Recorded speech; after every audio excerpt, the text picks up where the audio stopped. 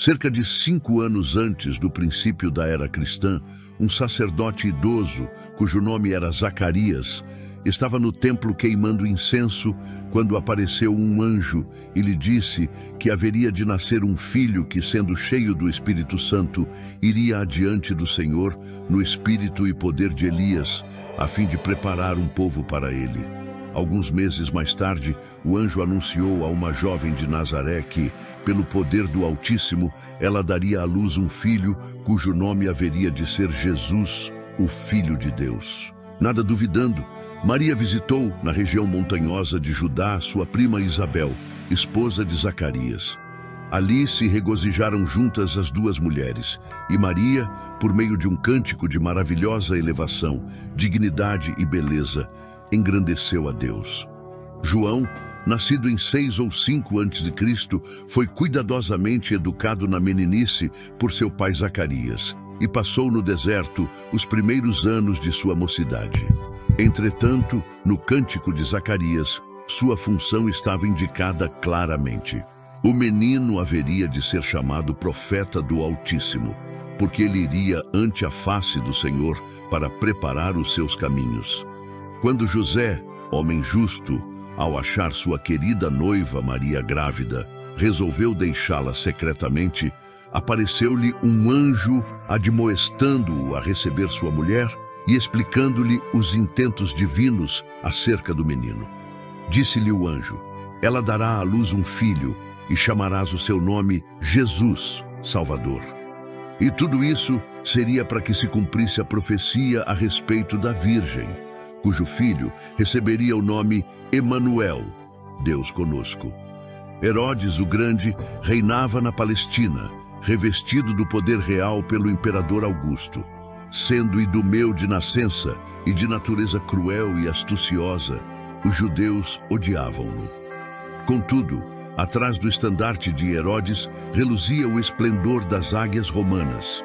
Por isso, ao decretar-se o alistamento geral dos habitantes do império, o mesmo foi efetuado em todo o domínio de Herodes. Se há alguma honra ou vantagem inerente ao costume, os orientais cuidadosamente conservam no lugar do seu nascimento a sua cidadania. O cristão, nascido em Nazaré, onde quer que more, orgulhosamente manterá na cidade da meninice do seu Salvador a sua cotação civil e ufanar-se-á de ser chamado Nazareno. José, esposo de Maria e carpinteiro em Nazaré, era natural de Belém. Depois de uma viagem de aproximadamente 160 quilômetros, encontramos José e Maria buscando, em vão, lugar na hospedaria já superlotada, mas gratos, pelo menos, por compartilhar o abrigo preparado para os animais de carga. A estalagem oriental, ou khan, é construída em forma de quadrado ao redor de um pátio, com arcadas na parte de dentro, e por cima das arcadas ficam os aposentos, aos quais se tem acesso por escadas de pedra. Esses aposentos são destinados aos viajantes, e a arcada embaixo é reservada para os animais.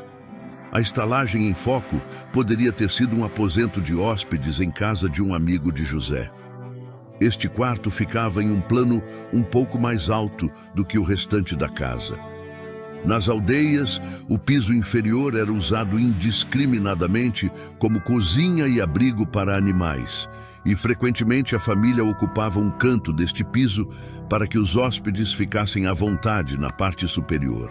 Muitas casas eram construídas por cima de uma caverna natural, na pedra calcária, sendo a caverna usada como celeiro e, ao mesmo tempo, como estábulo. Uma tradição antiga diz que tal caverna servia de repouso aos viajantes de Nazaré. Guardados pelos pastores, os rebanhos que se recolhiam antes do pôr do sol repousavam no campo, esperando a volta da alvorada. Subitamente, soava pelo deserto a voz de um anjo, anunciando o nascimento do Messias e o local deste acontecimento, o que surpreendeu sobremaneira os pastores. A glória do Senhor brilhou ao redor deles e tiveram grande medo. De repente, apareceu junto ao anjo uma grande multidão da milícia celestial, louvando a Deus e dizendo: glória a Deus nas alturas, paz na terra, boa vontade para com os homens. Guiados por essa visão e mensagem, os pastores vieram até Belém, onde acharam Maria e José e o menino deitado na manjedoura. Um lugar conveniente e resguardado para os bebês era a manjedoura, Midwad, um espaço côncavo à beira do piso superior da casa. Circuncidado ao 8º dia e 32 dias mais tarde, apresentado no templo com a oferta concedida aos humildes, Jesus foi reconhecido como a consolação de Israel, o Cristo do Senhor, pelo idoso Simeão, cujo testemunho foi corroborado pela profetisa Ana. Os magos vieram do Oriente procurando aquele que nascera rei dos judeus, cuja estrela haviam visto e seguido. Devido às muitas indagações feitas por eles em Jerusalém, despertaram suspeitas em Herodes. Dirigidos a Belém, vieram ao lugar onde estava o menino, e com nobres salamaleques do Oriente, ofertaram-lhe ouro, incenso e mirra, dádivas reais feitas em homenagem àquele que nascera para reinar. Herodes desejava ser notificado quando encontrassem o príncipe, mas avisados para evitar o rei, os magos voltaram por outro caminho, para suas misteriosas procedências, e para sempre perderam-se de vista. Sendo iludido pelos magos, Herodes encheu-se de grande ira. Arrazoava para si que, talvez, não achando o objeto de sua desconfiança, poderia destruí-lo. O limite de idade foi determinado pelo aparecimento da estrela, 2 anos antes. Era costume frequente dos déspotas orientais, desde a antiguidade, exterminar qualquer possível pretendente ao trono. Para ter certeza de que atingiria seu objetivo, Herodes mandou matar todos os meninos de 2 anos para baixo, em Belém. Em Ramá se ouviu uma voz, lamentação e grande pranto. Raquel chorando seus filhos e não querendo ser consolada, porque eles já não existem. Levando Maria e Jesus sob a benévola escuridão da noite, José conseguiu fugir de Belém. Descendo pela região montanhosa, é possível que, na planície filisteia, ele tenha se unido a uma caravana de negociantes em direção ao Egito. Depois da morte de Herodes, a família eleita voltou, não para Belém, por receio de Arquelau, o novo rei, mas para a aldeia de Nazaré. Pouco antes das colinas da Galileia descerem em penhascos íngremes para a planície de Esdraelon, forma-se entre elas uma bacia, na encosta noroeste, onde está situada a aldeia de Nazaré. As casas brancas de pedra calcária estão localizadas por entre as folhagens, cercas de cacto, árvores frutíferas, olivais e vinhas. De todas as povoações da Palestina, Nazaré é uma das mais pitorescas. Entre os outeiros que ficam em volta da aldeia, um mais alto, ao norte, é galgado sem dificuldade até por crianças. Recordações comoventes se associam às cenas vistas do cume, como Acre, Carmelo, Megido, Esdraelon, as montanhas de Samaria, Gilboa, Hermon Menor, Tabor, à beira dos planaltos de Bazã e de Gileade, além do Jordão, Gat-Hefer, Sefores, as elevações de Zebulon e Naftali, e ali, bem distante no nordeste, o pico nevado do majestoso Hermon. Prevalecia na Galileia um espírito mais liberal do que o da Judéia, dominada pelos sacerdotes. Os sulistas desprezavam os nortistas incultos e gracejavam de seus modos grosseiros e do sotaque destes. Contudo, nos tempos de aperto, os camponeses rústicos da Galileia constituíam o sustentáculo dos exércitos dos judeus. O povo da Judéia não gozava de meios de contato com a vida mais ampla e expansiva, como os habitantes da Galileia, que viam tropas em marcha, mensageiros imperiais, embaixadas esplêndidas de Roma e grandes caravanas de negociantes. Jesus crescia nesse ambiente, assim como 11 de seus discípulos. Somente Judas Iscariotes era da Judéia.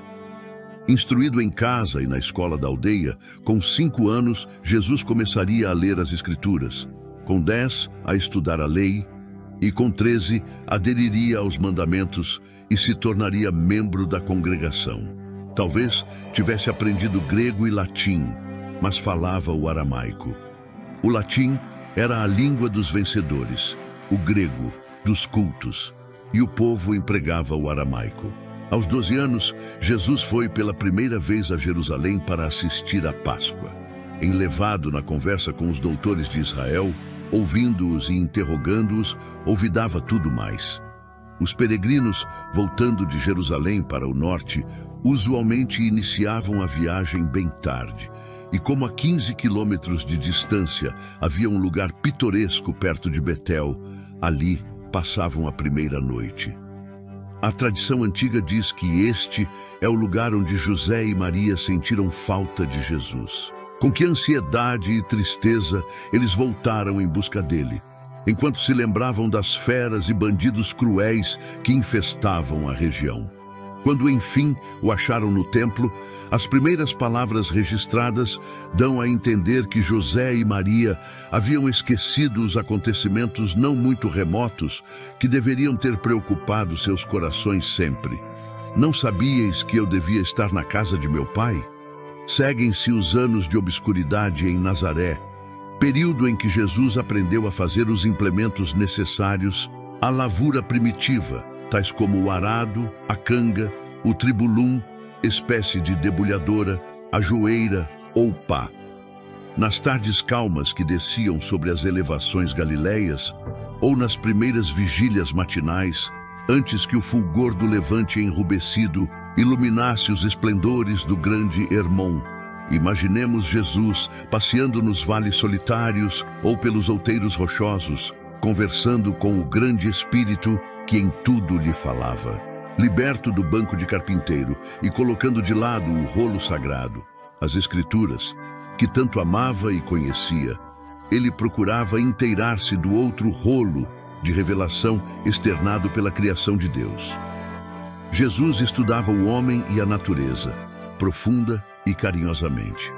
Foram esses os dias aprazíveis e idílicos na vida do Salvador, durante os quais ele adquiriu grande cabedal de conhecimentos que, no futuro, fariam com que seus ensinamentos fossem tão luminosos para seus conterrâneos. Coube, portanto, à aldeia montanhosa de Nazaré, nem insignificante, nem muito perversa em si mesma, mas associada na mentalidade judaica com o opróbrio da província dela, oferecer ao mundo essa dádiva sem igual. Quando Jesus tinha quase 30 anos, a terra surpreendeu-se com o aparecimento de um profeta semelhante a Elias, vindo dos desertos meridionais. De aparência rude, vestido com trajes próprios do deserto, nutrido de alimento parco, de espírito rígido, sustentado por anos de comunhão solitária com Deus, fervoroso em extremo, de ardente clareza de linguagem, ele abalou o país até os alicerces pela pregação do arrependimento. À beira do Jordão, rodeava-o uma grande multidão, extraordinariamente mista. Homens rudes de Bazã, pastores dos campos de Gileade, camponeses dos férteis vales ocidentais, pescadores da Galileia, negociantes, cambistas, publicanos, soldados, fariseus e sacerdotes. Todos eram chamados pela atração irresistível de um homem enviado de Deus, e muitos receberam o batismo de João. No auge de sua fama, João um dia ergueu suas mãos e, dirigindo-se a todos, exclamou: Eis aí o Cordeiro de Deus que tira o pecado do mundo. Jesus havia vindo e fora batizado por João, que, reconhecendo o Mestre, deu-lhe primazia. Daí por diante, com humildade, tomou o segundo lugar. Aquele que viera ao rio como o carpinteiro saiu das águas como Messias, e a voz de Deus proclamou dos céus: Este é o meu filho amado, em quem me comprazo. A oeste de Jericó ergue-se para os céus, a uma altura proibitiva, o Monte Quarantânia, de onde se observam terrenos verdejantes a seus pés e, ao longe, as ermas planícies do Mar Morto. Essa região elevada nunca conheceu habitantes, senão os eremitas que, de tempos em tempos, se alojaram em suas cavernas. Embora não haja certeza, essa região de animais ferozes e aves de rapina lembra as cenas da tentação do Senhor. As próprias pedras dali, semelhantes ao pão comum daquela terra, talvez servissem como sugestão a primeira tentação. Do alto da montanha mencionada, avista-se uma torre no cume do Monte das Oliveiras. Próximo a esse cenário, no alto de Moriá, achava-se o santuário do povo de Jesus. Por muito tempo neste lugar nutria-se a esperança de que o Messias, o Senhor, viria de repente em seu tempo. Uma visão de esplendor e de poder desceria dos céus límpidos, e seus adoradores admirados haveriam de se compenetrar da chegada de seu libertador. Por que não surgir assim no meio deles e obter de uma vez aquilo que de outra maneira haveria de custar sofrimento e fadiga? Tal proceder seria aventurar presunçosamente. Da promessa de que os anjos o sustentariam, Jesus não se valeria caso se desviasse do seu caminho para tentar a Deus. Novamente, Jesus ambiciona o domínio mundial.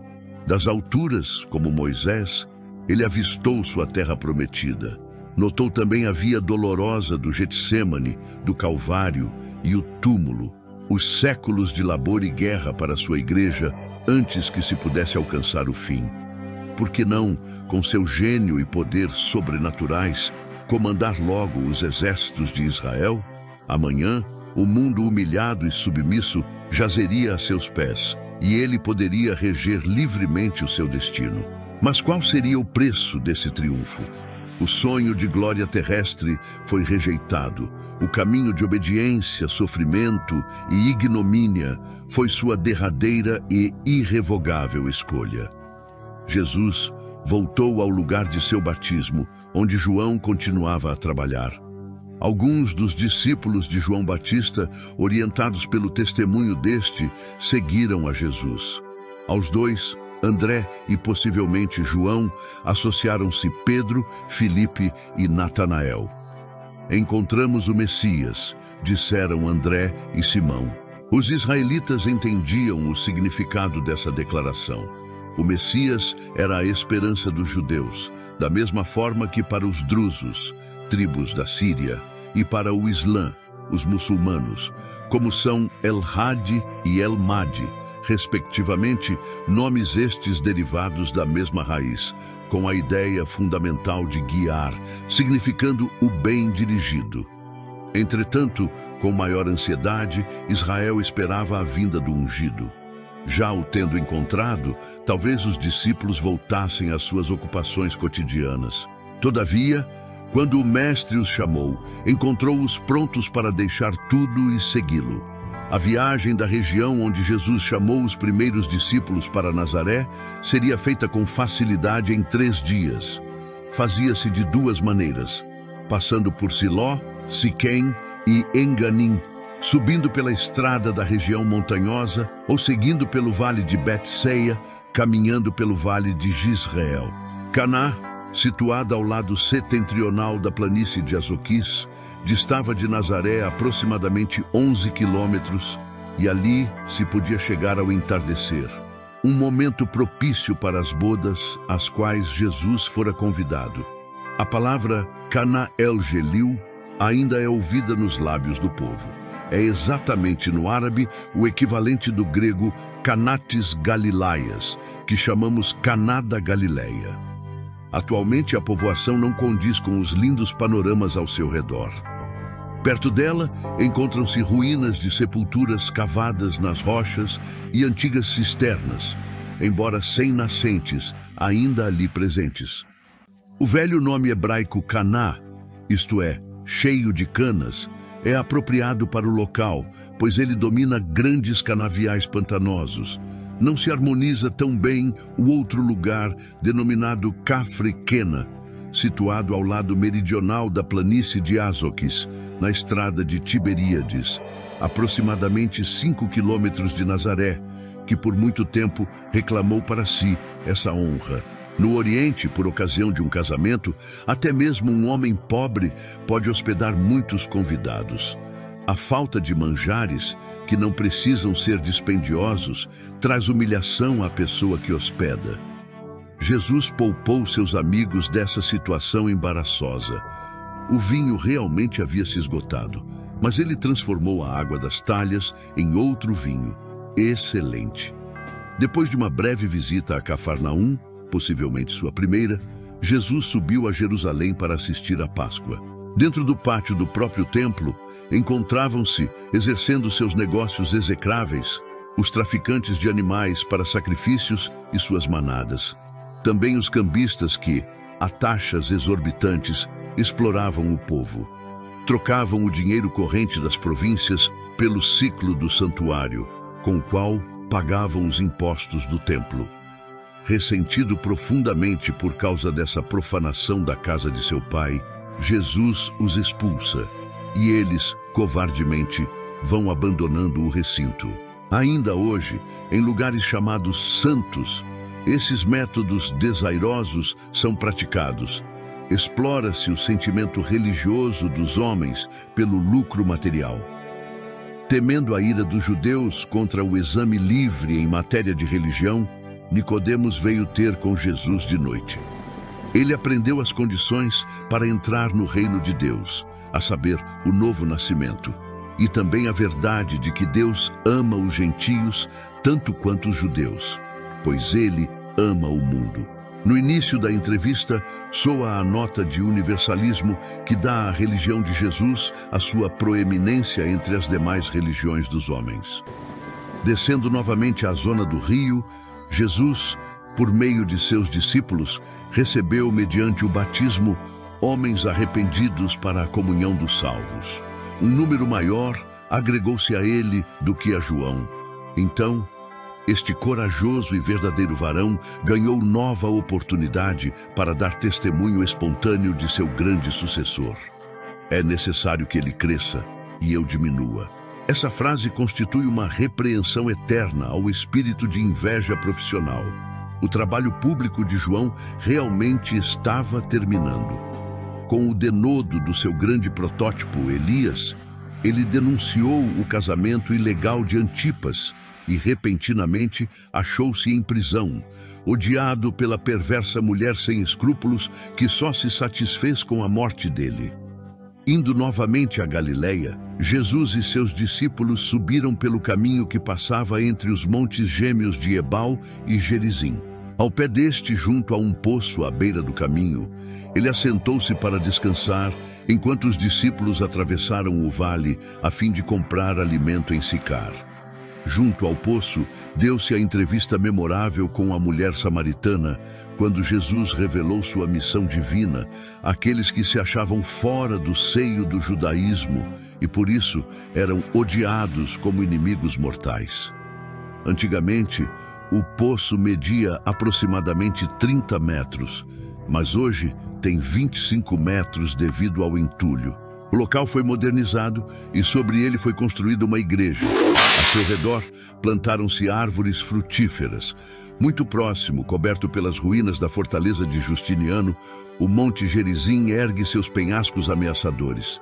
Nos arredores estão os lugares santos dos samaritanos, que alegam que Gerizim é o santuário mais antigo de toda a terra e que eles, não os judeus, são os verdadeiros observadores da lei de Moisés. O maior ódio recíproco existente no mundo é este entre os judeus e os samaritanos.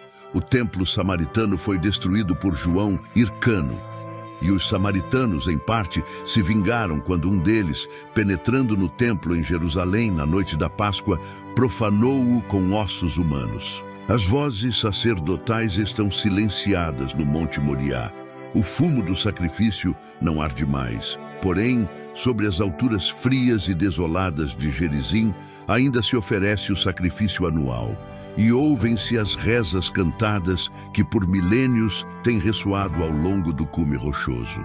Na Galileia, Jesus foi cordialmente recebido e sua fama confirmou-se quando ele curou em Caná o filho do oficial do rei em Cafarnaum. Pouco se sabe sobre seu trabalho nessa região, até que o encontramos novamente em Jerusalém por ocasião da Páscoa. O tanque de Betesda, nutrido por uma fonte intermitente, era procurado por enfermos que criam que suas águas tinham virtudes curativas. Nesse lugar, certo dia de sábado, Jesus curou um homem que, em vão, por muito tempo, esperava alívio. Logo, o Senhor foi acusado de ter violado o sábado. Em resposta, ele disse: Meu pai trabalha até agora, e eu trabalho também. Os judeus compreenderam que ele afirmava sua igualdade com Deus. A acusação de blasfêmia, então feita, nunca foi esquecida, e sobre ela, segundo a lei judaica, Jesus foi finalmente condenado. Novamente, Jesus viajou para o norte, indo para a cidade onde vivera sua infância. Quando pregava na sinagoga, identificou-se com a profecia de Isaías 61, cativando seus velhos amigos. Porém, sua reprovação severa à incredulidade deles os enfureceu de tal maneira que tentaram precipitá-lo do monte em que estava edificada a cidade. Passando entre eles, Jesus escapou e seguiu seu caminho. Daqui por diante, somente Cafarnaum, sua própria cidade, era tida como lar de Jesus. Para o oeste, sul e leste do Mar da Galileia ficavam belas cidades como Tiberíades e Gadara, onde imperava o paganismo.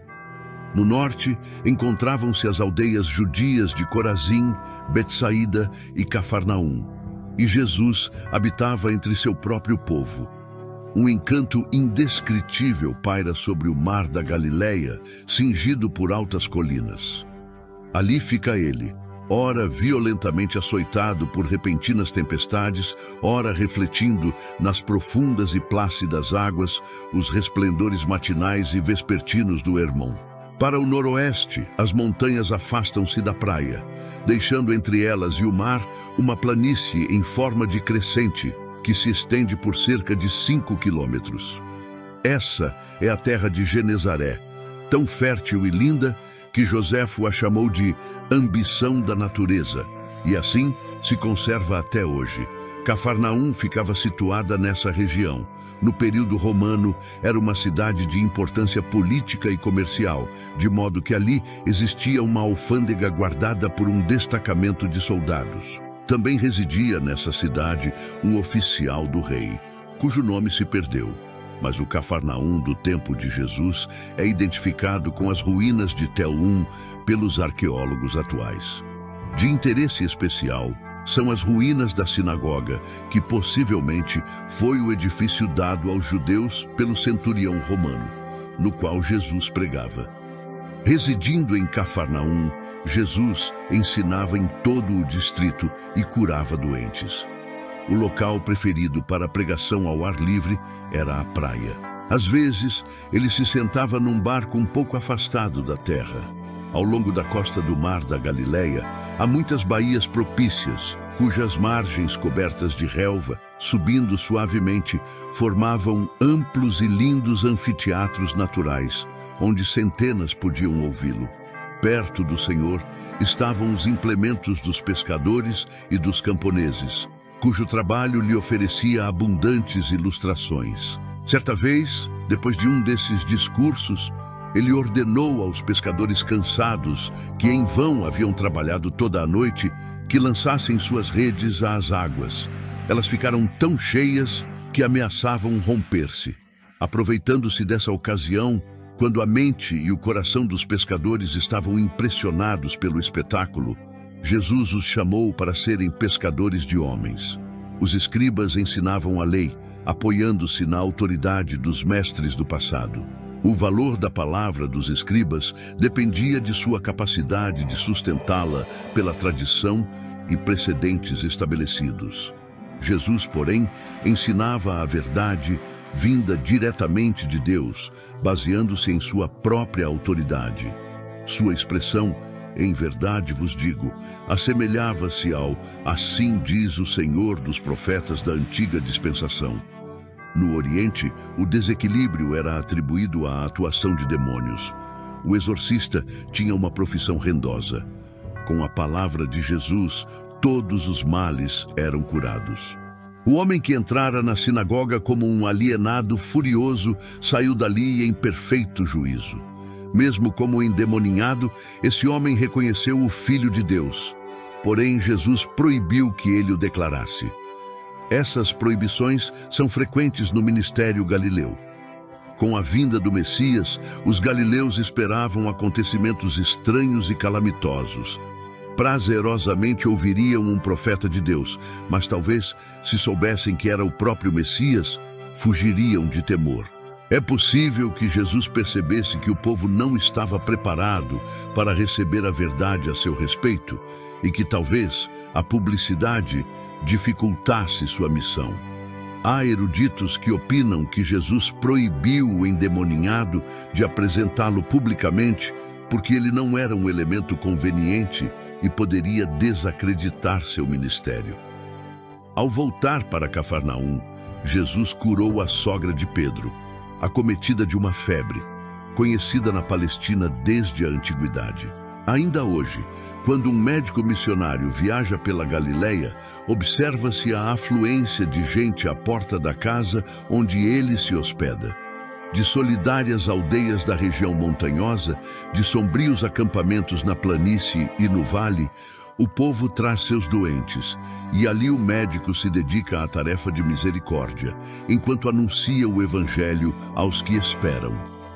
Assim, de toda a Galileia, também da Judéia, de Jerusalém, da Idumeia, de além do Jordão e das regiões de Tiro e Sidom, vieram ter com Jesus. Até mesmo um leproso, condenado ao ostracismo sem fim e à morte desolada e triste, recobrou ânimo na presença do Mestre. Seu apelo não foi em vão.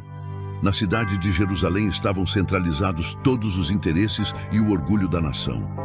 A Judéia estava dividida em regiões montanhosas, na Cefelá, isto é, colinas e vales, e no vale, acrescentando-se em separado o distrito de Jerusalém. Jesus provavelmente retirou-se para descansar em algum vale afastado de Naftali, porém, o clamor humano dos sofredores logo o fez voltar. Certa vez, estando cercado por uma multidão ansiosa, possivelmente na Liwan, isto é, uma espécie de sala de espera, 4 homens levaram um companheiro paralítico. Subiram pela escada do lado de fora, abriram uma passagem no telhado e desceram o doente em seu leito, perante Jesus. A fé desses homens exigiu do mestre auxílio imediato, e para escândalo dos fariseus, ele disse: "Filho, perdoados são os teus pecados." Essa declaração causou confusão entre os críticos. À ordem de Jesus, o paralítico tomou sua cama e saiu andando diante de todos. Os homens que arrendavam o direito de cobrar os impostos do Império Romano eram odiados e desprezados por todos os piedosos e patriotas de Israel. Eram contados como perdidos, abandonados rigorosamente à sua sorte. Jesus falou com Mateus, ou Levi, chamando-o a deixar seu trabalho desonroso e segui-lo. Habituado a escárnios e olhares insolentes, Mateus ouviu alegremente as bondosas palavras do Mestre. Alguém ainda lhe desejava uma vida mais sublime, e isso quebrou a fascinação de seu antigo negócio, transformando Mateus, o publicano, em Mateus, o apóstolo. Aos críticos, a resposta de Jesus em relação ao seu cuidado pelos rejeitados foi clara. Eu não vim para chamar os justos, mas os pecadores ao arrependimento. A lei do sábado, interpretada pelos doutores, acrescentava inumeráveis exigências e restrições, transformando o dia de grande satisfação em um dia de ansiedade e preocupação. Improvisavam-se subterfúgios para aliviar a humanidade oprimida. A observância dessas regras tornou-se o objetivo principal da vida, mas o mero cumprimento técnico era ensinado como suficiente, abrindo margem para frequentes infrações do mandamento de Deus. Jesus desprezou essas justificações perversas. Andando pelos campos, seus discípulos colheram espigas, debulharam-nas e as comeram, o que foi motivo de acusação pelos legalistas, por colher e debulhar no sábado. Em resposta, Jesus reclamou por uma liberdade mais ampla. O sábado foi instituído para o homem e não o homem para o sábado. Ele ilustrou sua doutrina restaurando no sábado a mão atrofiada de um homem, mostrando que é lícito fazer o bem nesse dia. Depois de curar a multidão de enfermos na praia, Jesus retirou-se para o monte e passou a noite em oração. No dia seguinte, pela manhã, escolheu 12 homens como companheiros íntimos. Tendo vários deles o mesmo nome, eram distinguidos, segundo o costume oriental, por epítetos relacionados a características pessoais ou de origem, como Simão Pedro e Simão, o cananeu, Judas, filho de Tiago, e Judas, homem de Queriote, Iscariotes. Foi então declarada a essência dos grandes princípios do reino, como registrado no Evangelho segundo Mateus, capítulos 5 a 7. O tradicional Monte das Bem-aventuranças, um outeiro de 2 cumes, conhecido como Cornos de Hatim, fica entre Tiberíades e o Monte Tabor, aproximadamente 11 quilômetros de Cafarnaum. Os cumes, tanto do Corno Oriental como do Ocidental, consistem em espaços planos e circulares, ligados por uma pequena serra. O cume é raso. Da planície ao redor, o monte ergue-se lentamente a uma altura máxima de apenas 19 metros, ficando, portanto, bem acessível ao povo. Contudo, ele domina um dos mais lindos panoramas de toda a Palestina. Ao oeste, ladeiras cobertas de relva, cena da última derrota esmagadora dos cruzados por Saladino. Ao sul, o Monte Tabor, que se eleva acima da região que desce por largos degraus até o mar. Ao redor, as campinas férteis de Hatim. Ao leste, o impetuoso riacho de El Hamá, por cuja garganta rochosa avistam-se as praias agradáveis de Genezaré. Ao norte, os planaltos de Naftali, e para o nordeste, os outeiros negros de Jaulá, culminando na grande elevação branca do majestoso Hermon. Embora haja, na vizinhança do Mar da Galileia, muitas outras montanhas que poderiam servir para essa cena na vida de Jesus, as condições topográficas dos Cornos de Hatim, com sua singularidade de palco e plateia, além de sua posição panorâmica, talvez façam desse local o mais ideal para o pronunciamento do maravilhoso Sermão do Monte. Esse grande sermão apresenta e esclarece o caráter íntimo da vida religiosa e prática, acentuando o valor supremo do amor. Há muitos ensinamentos em oposição às ideias e costumes vulgares. Por exemplo, amai os vossos inimigos. O dever mais sagrado do oriental tem sido odiar seu inimigo e vingar-se de cada insulto e prejuízo. A beleza do perdão e a sublime dignidade do amor vitorioso sobre o ódio e a inimizade ainda não foram completamente percebidas pela mentalidade oriental. Outra vez, observe-se algo da cor local. Pão, peixe, ovo, as bênçãos mais comuns da natureza, destacam-se em contraste com pedra, serpente, escorpião, as pragas mais comuns da Palestina. O sermão terminou com a instrução para que os 12 se dirigissem somente ao povo de Israel na primeira missão. A hospitalidade do país tornava desnecessária uma provisão pesada, enquanto as curas que realizavam lhes asseguravam acolhimento em todas as partes. Então vieram a Jesus os anciãos de Cafarnaum, intercedendo pelo servo do centurião que se encontrava enfermo. O centurião havia conquistado a simpatia dos anciãos por ter lhes edificado a sinagoga. O romano fez, de maneira despretensiosa, algo semelhante ao que Herodes, o idumeu, executara em grande escala, ao gastar sua riqueza na construção do templo em Jerusalém. De forma similar, sabe-se de um governador cristão que ganhou a estima dos muçulmanos ao realizar reparos em sua mesquita. A fé e a humildade do centurião impressionaram Jesus, que disse à multidão: "Eu vos afirmo que nem mesmo em Israel encontrei tamanha fé." Deixando Cafarnaum, Jesus subiu para o oeste, atravessou a planície que vai até o Monte Tabor, passou pelos carvalhais ao pé do monte e chegou à margem da planície de Esdraelon.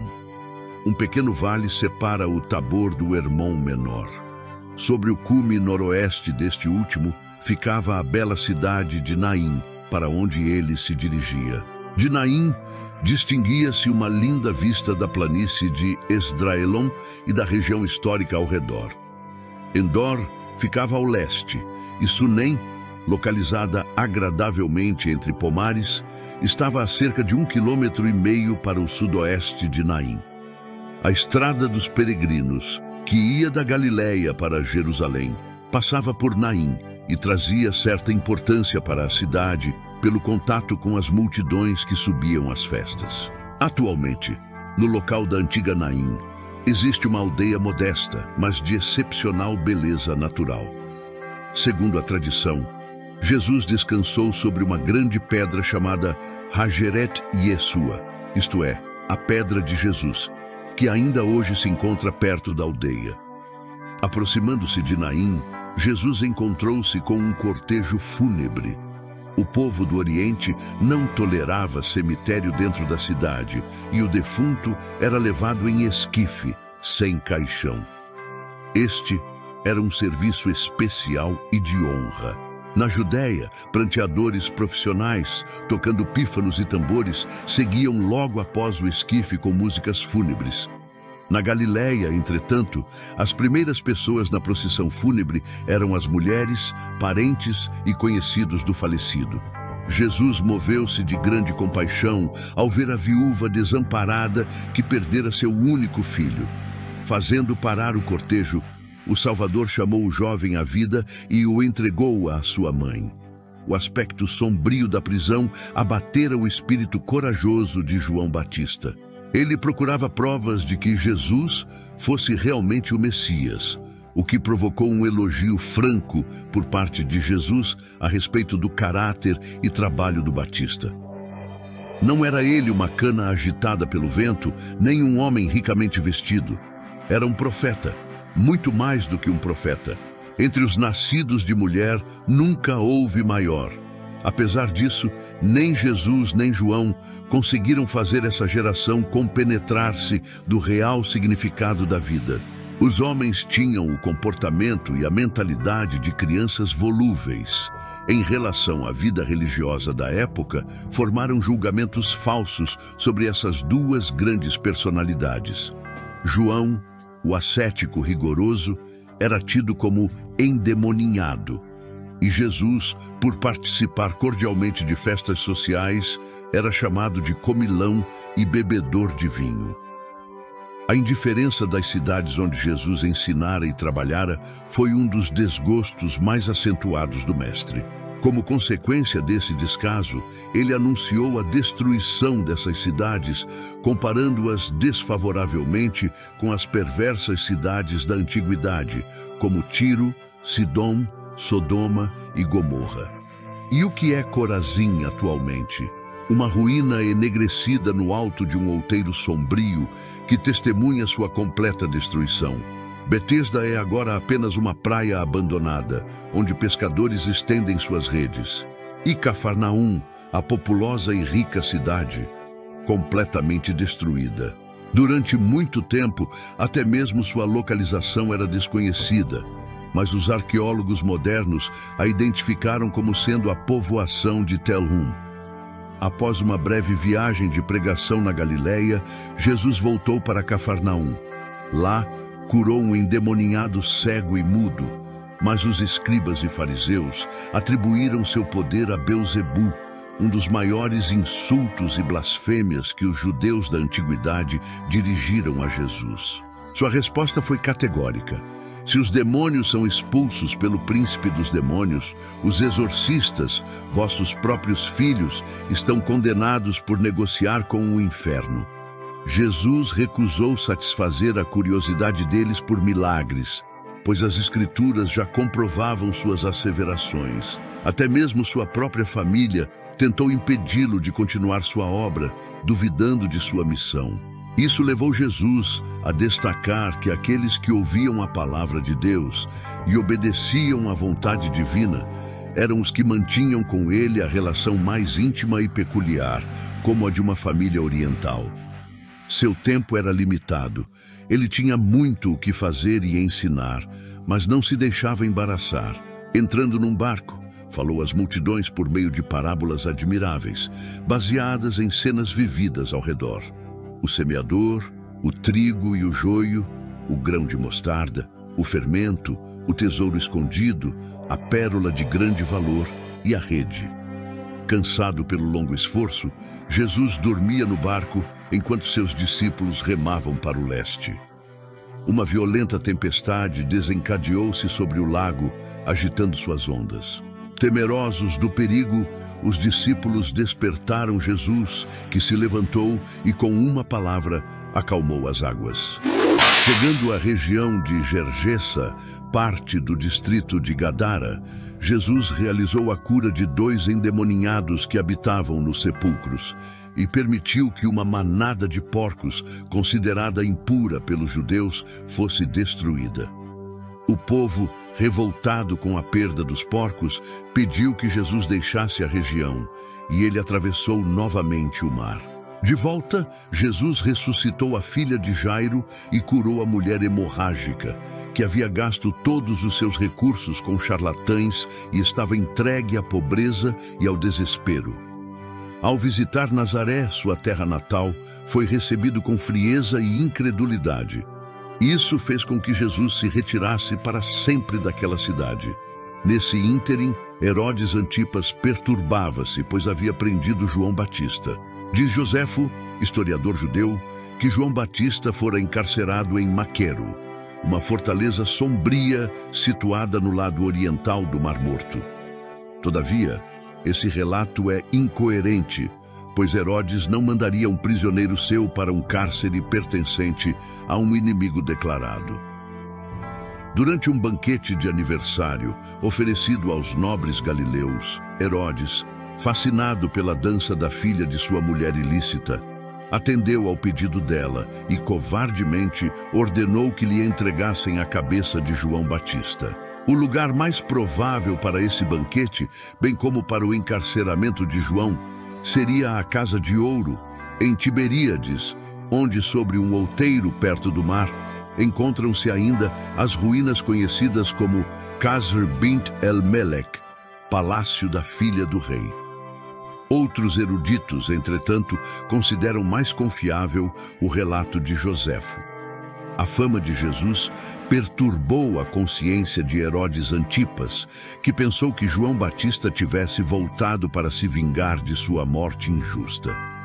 Voltando da missão, os 12 foram com Jesus para um lugar deserto, próximo a Betsaída Júlia. Aqui, a palavra deserto corresponde ao termo árabe barié, que se refere a terras não cultivadas, cobertas de relva onde pastam rebanhos, situadas ao redor das plantações das aldeias. Acompanhado pela multidão, Jesus ensinava e curava os enfermos, e à tardinha, milagrosamente os alimentou com 5 pães e 2 peixes. Depois que a multidão se retirou, os discípulos partiram de barco para Betsaida, enquanto Jesus subiu ao monte para orar. À noite, uma violenta tempestade sobreveio, e os discípulos, apesar de remarem com esforço, não conseguiam vencer o vento contrário. Jesus aproximou-se deles, andando sobre as águas. Assustados, os discípulos ouviram a voz do Mestre que os acalmou. Pedro, com coragem, tentou ir até Jesus sobre as águas, mas, ao vacilar, começou a afundar. Jesus o segurou, entrou no barco e em breve chegaram à terra. Na manhã seguinte, o povo que havia sido alimentado no deserto encontrou Jesus perto de Cafarnaum. Mas, ao ouvirem que a missão de Jesus não era oferecer o pão que perece, mas o pão da vida, muitos, desapontados, o abandonaram. Foi então que os 12 se achegaram ao Mestre e Pedro, falando por todos, fez sua nobre confissão. Senhor, para quem iremos nós? Tu tens as palavras da vida eterna. Pouco depois, Jesus visitou as costas do Mediterrâneo, atravessando pela primeira e única vez os limites de Israel. As antigas cidades de Tiro e Sidom destacavam-se no Líbano, numa fértil planície à beira-mar. Sarepta, de sua elevação rochosa, trazia memórias do grande Elias. Nessa região, uma mulher sírio-fenícia, por causa de sua fé, obteve cura para sua filha. As bênçãos do Messias já começavam a alcançar os gentios. Viajando para o leste, através dos outeiros, Jesus visitou a região de Decápolis, ou 10 cidades, que, com exceção de Citópolis, estavam localizadas no lado oriental do Jordão. Ali, uma população predominantemente grega presenciou a cura de um surdo-mudo e a segunda multiplicação de pães e peixes, que alimentou cerca de 4.000 pessoas.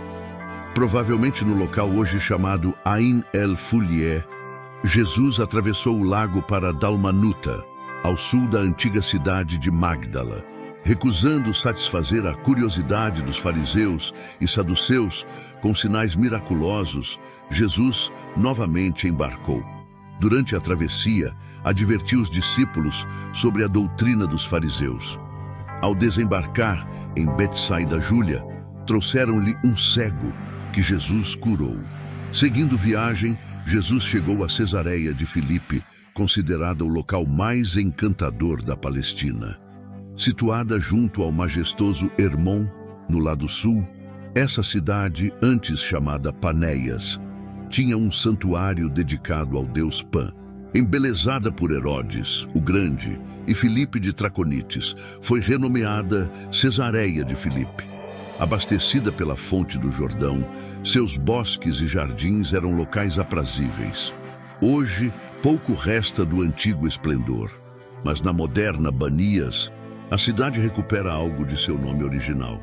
Foi nesse local que Pedro fez sua célebre confissão: Tu és o Cristo, o Filho do Deus vivo.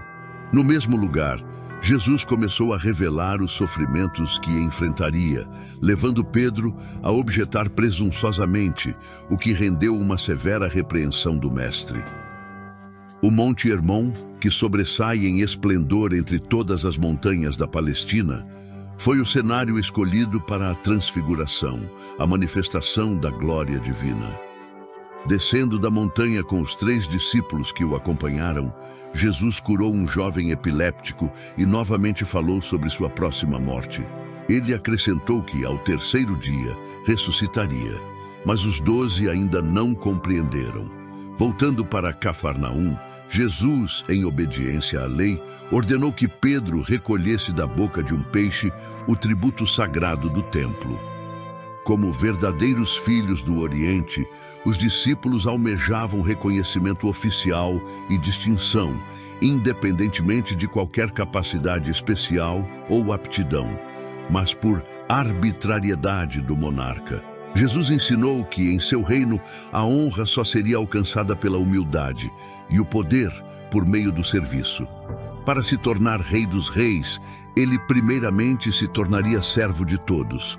Eles não deviam invejar homens que nem mesmo faziam parte de sua companhia. Os dons seriam ofertados aos fiéis e suas obras seriam reconhecidas, quaisquer que fossem suas ocupações. Muitos da Galileia foram a Jerusalém para a festa dos tabernáculos. No início da festa, Jesus não apareceu, o que gerou muitas conjecturas sobre sua ausência. No meio da festa, porém, ele se apresentou publicamente e ensinou no templo. A opinião popular sobre Jesus era dividida. Alguns desejavam sua morte. Quando oficiais enviados para prendê-lo retornaram de mãos vazias, justificaram-se dizendo: Nunca homem algum falou como este homem. Nicodemos, protestando no momento oportuno, impediu que os fariseus condenassem Jesus sem antes ouvi-lo. Mais tarde, a tentativa de apanhá-lo ao apresentar-lhe uma mulher adúltera para ser julgada tornou-se uma confusão para os próprios acusadores. Em um discurso subsequente, Jesus declarou ser a luz do mundo, talvez aludindo à iluminação do templo durante a festa. Ele afirmou que a descendência natural de Abraão não garantia favor especial de Deus, o que enfureceu os judeus quando acrescentou: Antes que Abraão existisse, eu sou. A cura de um cego de nascença no sábado reacendeu a antiga controvérsia sobre a observância desse dia. O amor compassivo de Jesus pelo povo é demonstrado em parábolas, nas quais ele se apresenta como o bom pastor. Essa figura era especialmente significativa para os habitantes da Judéia, onde o pastor era uma personagem típica, ao contrário da Galileia, onde predominava o camponês. Na parábola do bom pastor, Jesus descreve como o pastor conduz suas ovelhas aos pastos seguros, protege-as durante o dia e as reúne à noite em um abrigo simples. Ele as guia com vara e cajado, arriscando sua vida contra feras selvagens para garantir a segurança de seu rebanho. Mais ou menos nessa época, Jesus enviou 70 evangelistas dotados de poder miraculoso para pregar. Não se sabe quanto tempo durou sua missão, mas eles voltaram jubilosos, o que causou grande alegria e gratidão em Jesus. Entre a festa dos tabernáculos e a festa da dedicação, Jesus pode ter visitado a Galileia. Nesse período, pertence a parábola do bom samaritano, que não apenas ensina o amor ao próximo, mas também reflete a condição instável da região entre Jerusalém e o Mar Morto, uma das áreas menos protegidas a oeste do Jordão. Jesus visitou Betânia, onde moravam Marta, Maria e Lázaro. O lar dessas irmãs era um refúgio para o mestre. Marta demonstrava sua admiração, servindo-o com o melhor da casa, enquanto Maria se assentava aos seus pés para ouvi-lo. Esse episódio ressalta a importância de, às vezes, deixar os afazeres cotidianos para dar atenção ao que é mais importante, como ensinado em Mateus 6:33. De tempos em tempos, Jesus repetia seus ensinamentos para preparar melhor seus seguidores para a grande missão. Ele frequentemente reforçava suas lições sobre oração, como na parábola do amigo importuno, e reafirmava que Deus sabe dar boas coisas, especialmente o Espírito Santo, àqueles que pedem. Após uma cura milagrosa, o povo dividiu-se. Alguns se maravilharam, enquanto outros atribuíram o feito ao poder de Belzebu. Estes últimos, provocando-o, pediram um sinal do céu.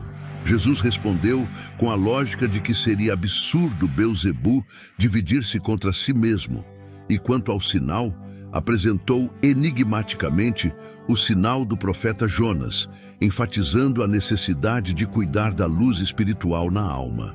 O procedimento dos fariseus, escribas e doutores da lei recebeu esclarecimento e condenação bem impressionantes, assim como a ansiedade pelos tesouros terrenos ao invés dos celestiais. Jesus admoestou os homens a usarem fidelidade na administração dos bens terrenos, como mordomos de Deus. Ao contrário da crença popular, ele insistiu que a desventura temporal não era prova de desagrado de Deus, mas que para todos os pecadores, mesmo os mais felizes, a ira divina só se extinguia com o arrependimento. Ao curar, no sábado, uma mulher que por muito tempo estivera encurvada, Jesus provocou a indignação do príncipe da sinagoga, cuja intromissão precipitada lhe rendeu uma severa repreensão do mestre. Nessa ocasião, para ensinar ao povo, Jesus explicou que o reino de Deus não chegaria com veemência, mas com brandura, como a germinação de uma semente. Na festa da dedicação, Jesus fez uma declaração de sua unidade com Deus, o que os judeus não aprovaram, chamando-o de blasfemo. Por isso, ele se retirou para a região além do Jordão, perto do local do seu batismo. Admoestado a deixar o local para não ser morto por Herodes, Jesus mostrou como acertadamente o chamara de raposa. Ele afirmou: "Não convém que um profeta morra fora de Jerusalém." E Jesus chorou pela destruição iminente da cidade, que era o orgulho do seu povo. Jesus insistia na virtude oriental de Sadakat, isto é, fazer caridade aos necessitados por amor a Deus, sem esperar recompensa, uma virtude divina. Mesmo assim, Deus oferecia as riquezas do seu reino aos homens. Jesus comparava sua proposta a um convite para uma grande ceia, cuja recusa seria um insulto. Entre as tribos árabes, tal recusa equivalia a uma declaração de guerra. Ele enfatizou que os homens deveriam reconhecer o que implicava seu assentimento e lealmente aceitar as consequências. A porta estava aberta de par em par, mesmo para publicanos e pecadores condenados pelos respeitáveis de Israel. Para Jesus, esses pecadores eram como moedas perdidas, como ovelhas extraviadas entre os outeiros, como filhos desencaminhados. Procurar a moeda e andar nas pegadas das ovelhas era natural, mas encontrar o filho e devolvê-lo ao pai era ainda mais significativo. Preparando os discípulos para o futuro, Jesus lhes recomendou as 3 virtudes: magnanimidade, fé e modéstia. Ainda na Pérea, Jesus recebeu um recado da casa de Marta, Maria e Lázaro, em Betânia: eis que está enfermo aquele que tu amas. Após 2 dias, apesar do perigo, ele partiu para confortar Marta e Maria. Quando chegou a Betânia, a aldeia aprazível situada no Monte das Oliveiras, Lázaro já estava morto há 4 dias. Com sua palavra, Jesus trouxe Lázaro de volta à vida, transformando a tristeza das irmãs em alegria e surpresa. Esse poderoso milagre comoveu tanto o povo de Jerusalém, que os inimigos de Jesus temeram que ele fosse reconhecido como o Messias. Decidiram agir imediatamente. Jesus, então, retirou-se para a aldeia de Efraim, provavelmente a Et-Taibe, situada na região montanhosa ao nordeste de Betel. Logo, ele partiu para Jerusalém em sua derradeira viagem. Julga-se que tenha passado por Samaria, Galiléia e Pérea, aproximando-se da cidade pelo caminho de Jericó. Nessa jornada, curou 10 leprosos, mas apenas um samaritano, voltou para agradecer. Sendo interrogado sobre o reino de Deus, Jesus explicou que era espiritual e concluiu falando de sua segunda vinda. A parábola da viúva importuna ensina a importância de orar com humildade e perseverança, sem nunca desfalecer. Na parábola do fariseu e do publicano, Jesus condena o hipócrita que se justifica a si mesmo, pois é desprezado eternamente. Ainda nessa viagem, interrogado pelos fariseus sobre o divórcio, Jesus reafirmou que, no princípio, o matrimônio era indissolúvel e que Moisés permitira o divórcio apenas por causa da dureza dos corações humanos. Ele admitiu o divórcio apenas em caso de fornicação e afirmou que o divorciado não deveria casar-se novamente. Mães trouxeram seus filhos para serem abençoados por Jesus, e ele os acolheu com alegria, dizendo: porque dos tais é o reino de Deus. O poeta Sa'adé escreveu: as crianças são isentas de avareza, não se importam mais com mãos cheias de prata do que com mãos cheias de pó. Entretanto, o jovem rico, a quem Jesus amava, não conseguiu desfazer-se de seus bens, mesmo para ganhar o reino de Deus. Atravessando as planícies entre o Jordão e Jericó, tendo à frente as montanhas que precisavam subir para alcançar Jerusalém, Jesus mais uma vez lembrou aos discípulos o destino que o aguardava. Mesmo diante dessa solene declaração, a ambição dos 12 não diminuía. Eles ainda não haviam aprendido que, no reino de Deus, a maior honra não está em ser superior aos outros, mas em servi-los. Os miseráveis casebres da moderna aldeia de Erica não refletem a beleza da antiga cidade de Jericó, situada ao pé da montanha, entre pomares, palmeiras e campos verdejantes. Quando Jesus e seu grupo se aproximaram da cidade, 2 cegos à beira da estrada imploraram por sua compaixão, e seus olhos foram abertos. Ao passar pela cidade, Zaqueu, chefe dos publicanos e homem de pequena estatura, subiu a um sicômoro para ver o profeta que se interessava pelos publicanos. Jesus o viu, atraiu-o com benevolência e ganhou sua alma para o reino. Aproximando-se de Jerusalém, os discípulos pressentiam que estavam na véspera de grandes acontecimentos. O reino de Deus apareceria repentinamente. A parábola das 10 minas, com sua melancólica conclusão, reprimiu essas vãs esperanças. 6 dias antes da Páscoa, Jesus chegou a Betânia. Muitos judeus de Jerusalém foram até lá para ver o mestre e Lázaro. Isso aconteceu no sábado à tardinha. Na manhã do primeiro dia da semana, um clarão momentâneo de vitória surgiu. Montado em um jumentinho, Jesus entrou em Jerusalém. Multidões estendiam capas e ramos de palmeiras e clamavam: "Bendito o Rei que vem em nome do Senhor." Ao dobrar o promontório do Monte das Oliveiras, Jesus contemplou a cidade do grande rei, reluzente sob o sol matutino. Além do vale, erguiam-se seus muros, o templo, os palácios e as majestosas torres. Contudo, Jesus previa a destruição que viria. Nunca lágrimas mais sinceras foram derramadas do que quando ele chorou pelo trágico destino de Jerusalém. Descendo pelo Vale do Cedron, possivelmente passando pelo Getsêmani, ele subiu uma elevação e entrou na cidade. Naquele dia, ele agiu sem ser perturbado e, ao anoitecer, retornou a Betânia. Na manhã seguinte, os discípulos notaram que a figueira que Jesus havia amaldiçoado estava seca.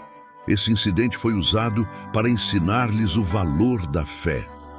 No templo, os saduceus perguntaram com que autoridade Jesus agia. Ele os colocou em um dilema, perguntando-lhes se o batismo de João era dos céus ou dos homens. Incapazes de responder, Jesus também se recusou a explicar sua autoridade. A seguir, por meio das parábolas dos 2 filhos, da vinha e das bodas, Jesus destacou que a vaidade de uma profissão religiosa sem obediência era inútil e mostrou as consequências severas de grandes privilégios mal utilizados. Quando questionado sobre a legalidade de pagar tributo ao imperador romano, Jesus pediu que lhe mostrassem uma moeda com a efígie de César. Ele respondeu: "Dai, pois, a César o que é de César, e a Deus o que é de Deus." Os saduceus tentaram questioná-lo sobre o casamento na vida futura, mas Jesus refutou sua lógica, provando pela lei que eles aceitavam a doutrina da imortalidade que rejeitavam. Se Deus é o Deus de Abraão, Isaque e Jacó, então esses homens estão vivos, porque ele não é Deus dos mortos, mas dos vivos. Em seguida, foi a vez dos fariseus. Um doutor da lei perguntou qual era o maior mandamento. Jesus resumiu toda a lei em 2 requisitos: amar a Deus sobre todas as coisas e ao próximo como a si mesmo. O doutor ficou satisfeito e Jesus lhe disse: "Não estás longe do reino de Deus." Depois disso, Jesus se dirigiu aos fariseus e, ao citar as palavras de Davi, perguntou: "Se Davi o chama Senhor, como pode o Messias ser seu filho?" Essa questão silenciou seus inquiridores. Naquele mesmo dia, Jesus proferiu seu último discurso público de admoestação e repreensão aos líderes que haviam desencaminhado o povo. Infelizmente, muitos permaneciam obstinados em sua incredulidade. O incidente da oferta da viúva pobre destacou o valor de uma contribuição sincera feita a Deus. Naquele fim de tarde, Jesus e os discípulos subiram o Monte das Oliveiras. Enquanto contemplavam o templo banhado pelas cores do ocaso, ele descreveu o contraste entre sua magnificência e a completa desolação que se aproximava. Referindo-se tanto à destruição de Jerusalém quanto ao fim dos tempos, Jesus pintou um quadro sombrio das calamidades futuras e enfatizou lições importantes com parábolas como as 10 virgens, os talentos e os cabritos e as ovelhas. Naquela mesma noite, o 4º dia havia começado. Os líderes religiosos, esquecendo suas divergências, tramavam a morte de Jesus. Temiam prendê-lo publicamente durante a festa para evitar tumultos. Enquanto isso, Jesus estava em Betânia, onde foi homenageado na casa de Simão, o leproso. Maria, irmã de Marta e Lázaro, ungiu a cabeça e os pés do mestre com perfume e enxugou seus pés com os cabelos. Embora criticada por alguns discípulos, Jesus a defendeu, dizendo que ela preparava seu corpo para a sepultura. Nesse momento, Judas saiu e foi a Jerusalém. Judas foi ter com os inimigos de Jesus e seus planos foram acelerados pela proposta de traí-lo, entregando-o em suas mãos sem causar tumulto. Jesus sabia dessa trama e a denunciara, mas ninguém o compreendeu. Por 30 moedas de prata, o preço de um escravo, o Salvador do mundo seria entregue a seus inimigos por alguém que se dizia amigo. No 5º dia, Jesus enviou 2 de seus discípulos para fazerem os preparativos para a Páscoa, em um cenáculo que ele lhes indicara. Ao final do dia, Jesus seguiu com seus discípulos para esse lugar. Depois do pôr do sol, assentaram-se juntos e participaram da última Páscoa. Durante a refeição, lavando os pés dos 12, Jesus demonstrou-lhes novamente que a verdadeira honra no reino de Deus vem pela humildade. Com grande tristeza, ele predisse que um dos 12 haveria de traí-lo. Pouco depois, Judas retirou-se, não retornando mais à presença do Mestre, exceto no momento da traição. O Senhor avisou aos 11 que naquela noite todos se escandalizariam e o abandonariam. Pedro e os outros, porém, protestaram, declarando lealdade ao ponto de o defenderem até nas mais adversas circunstâncias. Enquanto celebravam pela última vez os ritos característicos da antiga aliança, Jesus apresentou um novo símbolo, o pão e o vinho. Ele explicou que ao participarem desses elementos, seus amigos anunciariam sua morte e se lembrariam de sua prometida volta. Nessa ocasião solene, o mestre proferiu seus discursos de despedida e fez uma oração intercessória notável. Talvez fosse meia-noite quando atravessaram o vale do Cedron até o Monte das Oliveiras. Ali, no Getsêmani, acompanhado pelos 3 discípulos mais próximos, Jesus enfrentou sua misteriosa agonia. Conhecendo os lugares de retiro de Jesus, Judas guiou o grupo enviado para prendê-lo. Com um beijo traiçoeiro, Judas identificou a vítima. Pedro, em um ímpeto, atacou com uma espada, cortando a orelha do servo do sumo sacerdote. Jesus, no entanto, repreendeu Pedro e curou a ferida do homem. Os discípulos se dispersaram enquanto Jesus era levado às pressas para a casa de Anás, sogro de Caifás, o sumo sacerdote. Anás mandou que o amarrassem e o enviou a Caifás. Provavelmente, a casa de Caifás tinha o formato de um quadrilátero com um pátio no centro. João, conhecido ali, conseguiu que Pedro entrasse. Contudo, a coragem de Pedro fraquejou, e por 3 vezes ele negou conhecer Jesus, chegando até a praguejar, um hábito quase esquecido desde seus dias de pescador. Um olhar de Jesus fez Pedro sair dali, derramando lágrimas de profundo arrependimento. Na manhã seguinte, o Sinédrio, o grande conselho dos judeus, reuniu-se. Jesus foi submetido a um julgamento simulado. As testemunhas subornadas não concordavam entre si. Finalmente, Jesus confessou ser o Messias e o Filho de Deus. Por essa declaração, foi condenado à morte e tratado da maneira mais ignóbil. A sentença, contudo, só poderia ser executada com a sanção romana. Diante de Pilatos, o governador romano, os líderes religiosos acusaram Jesus de traição, alegando que ele se proclamava rei. Enquanto isso, Judas, arrependido de sua traição, devolveu as moedas de prata aos líderes judeus. Tomado pelo remorso, foi e se enforcou. No primeiro interrogatório, Pilatos reconheceu a inocência de Jesus, o que enfureceu os acusadores. Ao saber que Jesus era galileu, Pilatos o enviou a Herodes Antipas, que esperava ser entretido por milagres. Quando Jesus permaneceu em silêncio, Herodes permitiu que zombassem dele, vestindo-o de roupas vistosas, antes de enviá-lo de volta a Pilatos. Pilatos sugeriu um acordo.